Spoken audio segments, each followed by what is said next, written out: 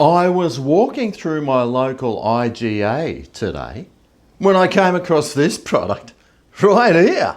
It's the Puff Toastie ham and cheese pastry sandwiches. Now the picture on the front looks like they could be pretty tasty, although, well, we'll find out once I give it a review. But this will set you back around the $6.50 and it weighs 300 grams. And it's got a 2-star rating as well, so you know the old ticker is going to cop a hiding. Anyway, it does say ham and cheese. I am wondering how much ham and cheese is actually in it. Well, let's find out. Well, the ingredients: wheat flour, water, cheese, white cheese sauce 16% with water cheese 47%. Try and make sense of that. Margarine is 10%, ham is 9%, with pork 69% of 9%. What? And the rest of it, well, try and figure it out for yourself because I am completely lost at this point. Now, if they are any good for you, it says that there's 2 servings per package. Each serving is 1,770 kilojoules, which is 20% of your daily average intake, which means you could have 5 of these every day. Not the packets. I'm guessing it's 2 separate sandwiches. But still, 5, and you can still have a body, like the old Gregor. It's about 8% protein, 10% fat, carbs is 38%, low in sugar, and fairly high in sodium. Anyway, how about we crack it out open and see what it looks like out of the packaging. Oh yeah, it does say 2-pack on the front. 2-pack. I remember him. He used to be a rap dancer or something, didn't he? Oh, whoa. Oh, well, these look nothing like I thought it would look like. I honestly thought it'd look like that. But, well, it doesn't. Anyway, there's actually 5 ways to cook these things. They recommend a jaffle maker for 10 to 12 minutes.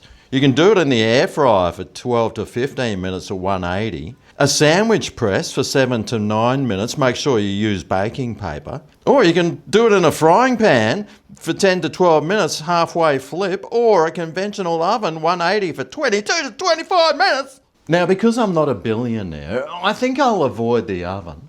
But I will try to cook it in 2 different ways. I've got a sandwich press there, and I've also got the trusty old air fryer. Now, it does say these weigh 300 grams. I've got the scales. Let's see if it's correct weight. Oh, no, it is not. So, yet another product that's underweight. I'll have to get onto the Department of Veterans Affairs. Anyway, let's start cooking these bad boys. All right, well, the light's gone on here, so it should be hot. Is it hot enough though? Oh! Yes, it is. Right, so you're supposed to put it in some baking paper. So I'll do that. Put that on there for 7 to 9 minutes. How about 8? Now the air fryer, we stick that in there for 12 to 15 minutes, and then you've got to flip it halfway. So how about I stick it on for 7 minutes and go for the flip after that. All right, well, the timer's gone off for this one. Ah, all right, well, looks like most of the ham and cheese has leaked out the sides. Anyway, I'll transfer this one onto a plate and let that cool down while the other one still cooks. Okay, well, that's the first 7 minutes done on that one. The pastry there is looking slightly puffed, so I'll just try and flip this over delicately without breaking it. Stick that back in for another 7 minutes. Okay, well, that 7 minutes is up. Ho, ho, ho! Gee, have a look at that. It's like puffed right up. Crikey. put that on a plate there. So 2 different methods of cooking and 2 different results. And I'm pretty sure none of them look like they do on the front of the packet. But how about, well, we know what that one looks like. Let's attempt to cut this one in half. See if it's gooey and oozy and bacony and cheesy in the middle. All right. Well, you can see there some bacon and cheese. It seems to have held together quite well, actually. And it looks pretty good. And the smell I'm getting off it isn't too bad. But let's cut this one in half and see if there's like any depth whatsoever to it. All right, well, yep. Well, it hasn't stuck completely to the paper, but there's the difference right there. One might say chalk and cheese. But which one will taste the best? Well, I think the squished one looks the best, although the puffy one looks good too. Well, it'll come down to taste. They should taste exactly the same, let's face it. Now this cheese and ham's sticking out the side here. The cheese is a nice soft cheddar, and the ham, hammy, and not as salty as I was expecting. Anyway, let's try this sandwich press one.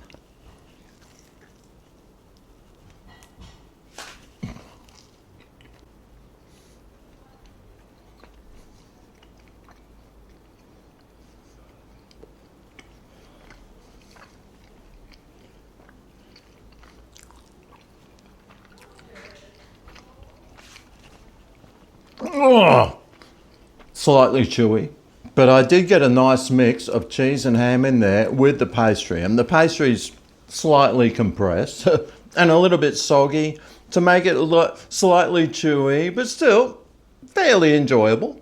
And the puff pastry one, it's got its layers there, so maybe it could be a little bit more flavoursome.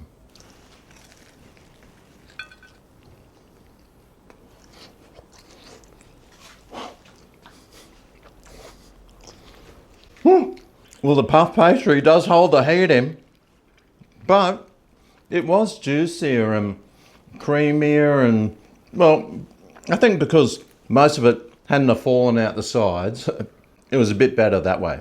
You can see how much ham and cheese is in there when it's not falling out the sides. It actually seems like there's quite a bit. I actually think some tomato sauce might go well with this.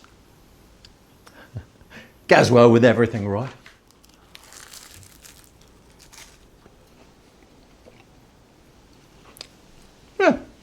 Goes all right.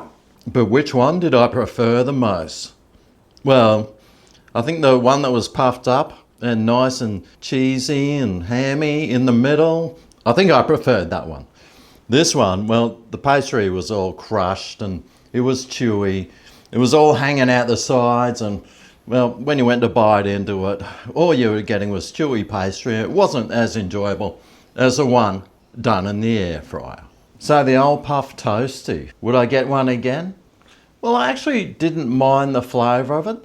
$6.50 or $6.60 is pretty expensive, $3.30 each. I don't know why you'd have to get a frozen one where they're so easy to make yourself. But there's obviously a market for them, so would I get them again? No. Otherwise, they weren't that bad.